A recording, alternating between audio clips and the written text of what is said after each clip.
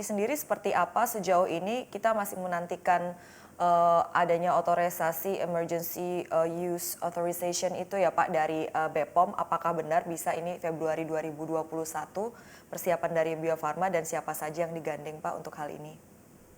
Ya, jadi emang kita masih persiapan ya untuk bisa mendapatkan emergency use authorization dari Badan POM. Timeline-nya kan sekitar minggu ketiga Januari 2021 ya, kita udah bisa dapatkan ini. Mudah-mudahan bisa lebih cepat.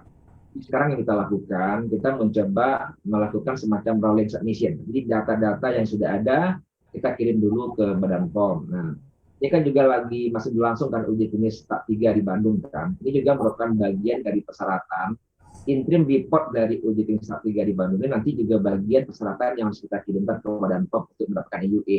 Di samping itu juga nanti ada beberapa data yang kita mintakan dari partner kita di Cina, Sinovac, yaitu full report untuk uji klinis tahap 1 dan tahap 2 yang mereka sudah duluan di sana. Kemudian juga nanti ada satu lagi data interim report uji klinis tahap 3 yang di Brazil, terutama yang untuk efikasi risaknya.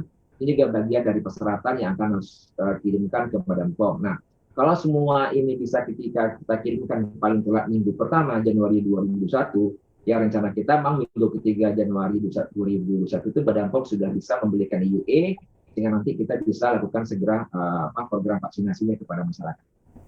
Iya, ini semua yang kita harapkan ya Pak. Tapi Pak, apakah berita soal misalnya mutasi COVID-19 di Inggris seperti itu salah satu juga yang misalnya membuat kita seperti apa sih Pak reaksi Bapak atau tanggapan Bapak sendiri kalau melihat berita seperti itu terkait dengan persiapan vaksinasi kita?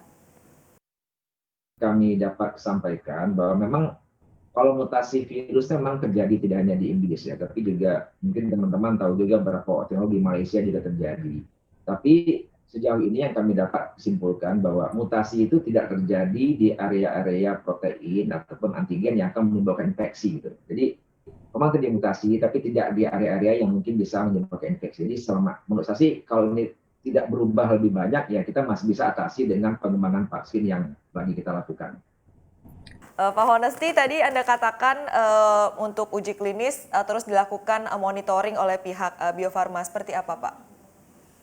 Jadi monitoring ini kita lakukan berkala ya. Jadi ada yang 1 bulan setelah dia dilakukan vaksinasi diambil darahnya, beda 3 bulan dan terakhir nanti 6 bulan.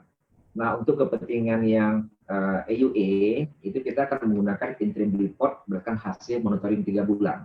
Ya. Jadi nanti akan ada data immunogenicity ya dari semua relawan ini. Nanti akan kita submit reportnya kepada Badan POM sebagai bagian persyaratan EUA tadi.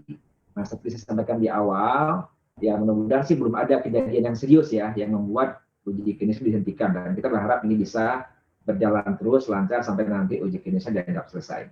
Demikian, Pak. Iya, itu semua yang jadi harapan kita ya Pak. Kita tahu Bio Farma selain dengan Sinovac ini juga menjalin kerjasama dengan Eijkman untuk pengembangan vaksin merah putih. Seperti apa Pak update yang terakhir? Apakah sudah ada rencana uji coba? Ya, jadi memang kolaborasi antara lembaga Eijkman dan Bio Farma ini memang bagian dari konsorsium vaksin merah putih yang di lead oleh Kementerian Ristek ya, nah dan BRIN. Nah sampai saat ini kita masih menunggu serah terima sip vaksinnya dari lembaga Eijkman. Jadi memang tugasnya dia dibagi-bagi. Lembaga Eijkman nanti dia akan melakukan proses dia sampai sip vaksin. Nanti setelah sip vaksin diberikan kepada Bio Farma akan mulai melakukan semacam upstream sampai downstream prosesnya.